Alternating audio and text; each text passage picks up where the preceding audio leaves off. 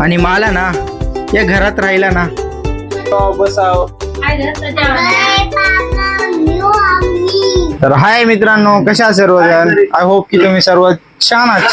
तर आपल्याला गावाकडे येऊन 3 दिवस झाले आज, आणि असा विचार चालला की यार आज ब्लॉग आपण बनवू आणि युट्यूबला अपलोड करावं. तर सर्वप्रथम मी तुम्हाला शुद्ध बोलण्यापेक्षा माझी जशी मराठी आहे मी तसं तुम्हाला बोललं तर चांगलं होईल. काय बरोबर आहे खोटं आंटी? तर आजचा दिवस म्हणजे 2-3 दिवस खूप छान वाटलं. आमचे आरू वगैरे आले. आता आरू म्हणजे स्नान करत आहे तिनं, आणि तिची आपण थोडस व्हिडिओ मध्ये टाकू तिनं काय करते काय नाही. तिने एवढं सुंदर बोलते ना मित्रांनो, काय सांगू. आता जुटलो बघा, उठून आता थोडस ब्रश वगैरे करून चाय पिणार. चाय पिल्यानंतर फेशअप विशअप करून बढियापैकी थोडा आईस लावून आपण बढियापैकी वॉश करणार, आपला फेस क्लीन करणार. ठीक आहे. तर फ्रीज मध्ये आईस आहे का मोहिनी? विषय कसा असतो माहिती आहे का, विषय आपल्या लायकीचा आहे. फ्रीज मध्ये मोहिनी म्हटली बर्फ आहे म्हणून, पण एवढं खोटं बोलते मला वाटलं नव्हतं.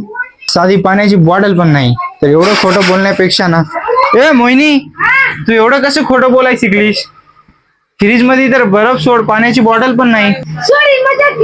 असली मजाक असते का? चला भाई, खोटं तर लेकरं बोलतातच. आणि तुझं नाव काय?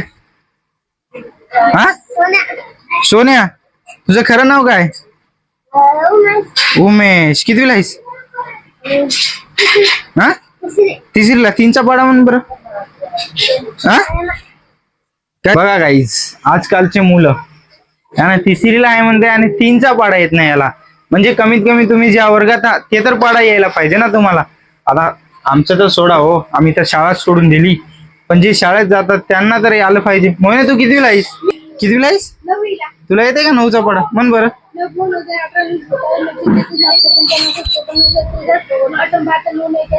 Very good. तू तर हुशार आहे. 4 महिन्यात 9चा पाडा आल्यानं कोणी हुशार होत नाही, पण तू यांच्यापेक्षा तर हुशार आहेस. म्हणजे तुला काय बनायचे मोठ्यापणी? हा, पोलीस. कोणतं? हिला पोलीस बनायचे म्हणा, आणि बघू तिच्या पोलीस बनण्यात आपलं सर्व काही सहकार्य राहिलेला जे मदत पाहिजे ती मदत आपल्याकडून पूर्ण भेटेल. आणि आपली छोटी बहीण आहे, ठीक आहे. अजून काय आमच्या घरी कार्टून आहेत, त्यांना पण तुम्हाला भेटू घालतो. थोडस वेळ करा, कारण त्यानं गेलेत आंघोळ करायला. तर मला फ्रीज मध्ये आईस बनण्यासाठी पाणी ठेवावं लागेल, कारण का आपल्याला फेस क्लीन करायचे ना मित्रांनो आज, त्यासाठी रे. समजलं का? माझी ही मराठी वगैरे इकडे तिकडे असली तर चालू द्या, कारण मी जास्त ब्लॉग तर मराठीत नाही बनवत, हिंदीत बनवतो, तुम्हाला तर माहितीच आहे. आणि बऱ्याच दिवसानंतर मी आज मराठीचा ब्लॉग अपलोड करणार आहे, ठीक आहे. तर तुम्ही मला असंच पहिल्याच जसं प्रेम करत गेलं तसंच प्रेम द्या, प्यार दाखवा, आणि थोडं सबस्क्राईब करा, ठीक आहे. चालतंय ना? थोड्याच वेळात भेटू आपण. आणि तुम्हाला हैदराबादची आणि माझी इथली लाईफ सांगायचं म्हणलं ना तर लई फरक आहे रे बाई. कसं म्हणजे माहितीये का, मी जेव्हा हैदराबादला राहतो ना, समजा की जे स्वतःचे काम ना मला स्वतः करावं लागतात रे. मग ते काम झाडायचं असो किंवा खायचं असो किंवा कपडे धुवायचे, म्हणजे हर चीज ना भाई स्वतःच करावं लागते. आणि मी जेव्हा गावाकडे येतो ना तेव्हा मला इतकं भारी वाटतंय की काय सांगू यार तुम्हाला. म्हणजे मी जर बेडवरती पण बसलो असलो ना तरी मला जी चीज पाहिजे ती चीज अवेलेबल होती रे. स्वतः ना भाई, मी खरं सांगतोय, मी जर बेडवर बसून असलो, मला जर पाणी प्यायचं असेल ना तर मी आवाज दिला तर माझ्यापाशी बेडवरती पाणी येतं रे. म्हणजे गावची लाईफ ही वेगळीच असते रे. मम्मी पापापाशी राहायचं, त्यांच्यासोबत राहून एन्जॉय करायचं, जी चीज पाहिजे ती त्यांना सांगलं तर ती चीज भेटते आपल्याला. सर्व काही चीज आहे ना अवेलेबल होतात गावात, हे ऑप्शन असते. पण तिथं हैदराबादला हे ऑप्शन नसते, कारण का तिकडं आपण स्वतः एकले राहतो. सर्व काही चीज आपल्या स्वतःवर डिपेंड असतात ना तिकडं. म्हणजे जे चीज करायची तुमचं तुम्ही करा, आणि तिकडं कोणी राहत नाही दुसरे बंदे. म्हणजे यार समजता कोणची पण चीज करायचंय, एक्झाम्पल मला पाणी प्यायचंय म्हणा किंवा काही चीज आणायचंय बाहेरून, तर ती स्वतःच करावं लागते. आणि इथं कसं आहे, माझ्याने जी चीज होत जरी नसली तरी मी माझ्या मम्मी पप्पाला सांगलो किंवा कुणाला पण सांगलो माझ्या घरच्याला, तर ती चीज मला भेटती. म्हणजे एवढंच फरक आहे हैदराबादचा आणि माझा इथला. तर मला तर यार माझ्या गावची लाईफ म्हणजे माझ्या मम्मी पप्पा सोबत राहायचं ही आवडती रे. पण काय करणार यार, फायनान्शियल आपली सही नाही ना. फायनान्शियल सही असती तर आपण इथंच राहिलो असतो मम्मी पप्पापाशी, आणि काहीतरी अलग केलं असतो यार. म्हणजे आपले ड्रीम्स जे आहेत त्या ड्रीम्सवर आपण फोकस केला असतं. पण सर्वांची लाईफ सेम नसती ना भाई. कुणाच्या लाईफ मध्ये काही डिफरंट असतो, कुणाच्या लाईफ मध्ये काही अलग डिफरंट असतो. पण जी लाईफ आहे त्या लाईफला आपल्याला चेंज करायची आपल्या हातात आहे ना भाई. तर प्रयत्न चालू आहेत यार, आणि प्रयत्न तर मी करतोय, पण बघू, प्रयत्न करून पण सक्सेस नाही भेटलं तर काय विषय नाही. गावाकडे हे बघू शकता माझं घर आहे, तिकडं पण फ्लॅट आहे आम्हाला, आणि माझ्या काका वगैरे पण आहेत माझ्यासोबत, तर त्यांना कोणचं ना कोणचं काम मला लावतीलच, हे तर विषय काही नाही. तर आपल्यापासून पण जेवढी मेहनत होती तेवढी तर मेहनत मी करतोय, आणि लाईफ मध्ये अजून मी जेवढं होईल तेवढी मेहनत करणार. पण यार मला हे घर ना, बघू शकता माझं घर, तुम्हाला दाखवतो माझं घर, आणि मला ना या घरात राहिला ना आवडायचा विषय असा काही नाही, पण कसं असतोय माहितीये का, आपल्याला पण वाटतं ना यार की माझं पण एक मोठंसं घर असावं, बंगला वगैरे. दुसऱ्याच्या घराकडे जेव्हा बघतो ना, म्हणजे मी जेव्हा हैदराबाद मध्ये असताना मी बघतो ना की यार किती मोठी बिल्डिंग आहे, मला पण वाटतं यार माझ्या गावात एवढीच मोठी माझी पण बिल्डिंग राहिली पाहिजे, माझ्या घराकडे पण एक कार राहिली पाहिजे. असतात यार ड्रीम्स, म्हणजे जे मिडल क्लास बंदे असतात ना त्याचे स्वप्न लय मोठे असतात.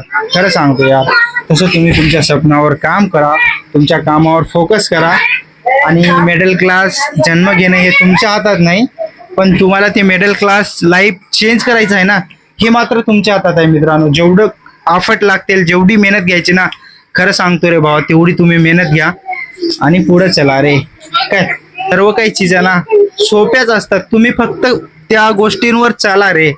मला एवढंच सांगायचे की भाऊ, जे चार लोक बोलतील ना त्यांचा कवाच विचार नका करू. क्यूट आहे ना, क्यूट आहे ना आरू. आरू आंघोळ केलीस? केली आंघोळ? हा केलं. कसं वाटलं पिलू? म्हणजे छान वाटलं. तुला थंड पाण्यात आंघोळ करायला आवडतं का? हा थंड पाण्याने. म्हणजे तू थंडाला असताना म्हणजे तू थंड पाण्यात नाही करत का आंघोळ? हा कळतं. कसं वाटते तुला? मस्त वाटतंय. मस्त वाटते. हा. आता तू चलीस का नाही शाळेमध्ये? चल्ला. तुला शाळेतलं काय येतंय का?